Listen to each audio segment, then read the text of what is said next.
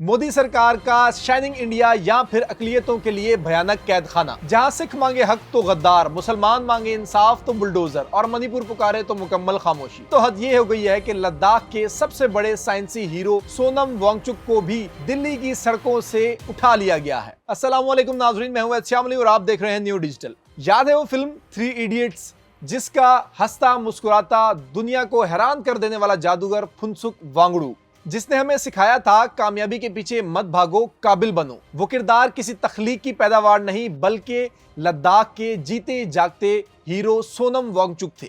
वो जिसने ग्लेशियर्स को पिघलने के लिए बर्फ के पहाड़ खड़े कर दिए। लेकिन आज वही सोनम वांगचुक दिल्ली की सड़कों पर भूखा प्यासा जिंदगी और मौत की जंग लड़ रहा है।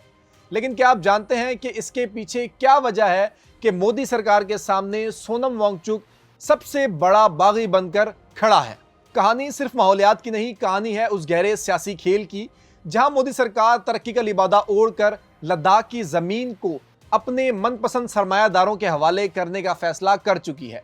सोनम वांगचुक का यही कसूर है कि वो वहां के पहाड़, वहां की जमीन और वहां के ग्लेशियर्स के साथ साथ पश्मीना उगाने वाले किसानों को मोदी के दोस्तों की बलि चढ़ने नहीं दे सकते। जब मोदी सरकार ने लद्दाख को मकबूजा कश्मीर से अलग किया था तो उन्होंने वादा किया था कि वहां की आवाम को उनके हक मिलेंगे, लेकिन उन्हें क्या मिला? मिला तो सिर्फ और सिर्फ दिल्ली के बाबुओं का राज। सोशल मीडिया पर अब लोग बीजेपी को तनकीद का निशाना बना रहे हैं क्योंकि मोदी की ये जमात हर बार अवामी गुस्से और तबाही के बाद किसी भी तरीके से हुकूमत में रहना चाहती है।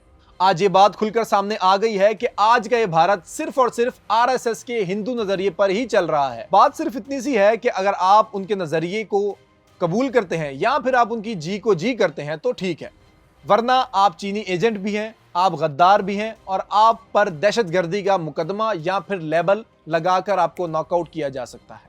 अगर आपको इस पर यकीन नहीं आता तो लद्दाख की दूसरी तरफ मणिपुर को देख लीजिए। पूरे का पूरा मणिपुर जल रहा है, माओ और बहनों की तजलील की जा रही है, इंटरनेट ऑफ कर दिया गया है, हर तरफ तबाही मची हुई है। लेकिन मोदी सरकार या फिर मोदी को खुद भी इतनी शर्म नहीं कि वो वहां जाकर वहां के लोगों से उनका हाल पूछ ले या फिर उनके आंसू ही पूछ ले।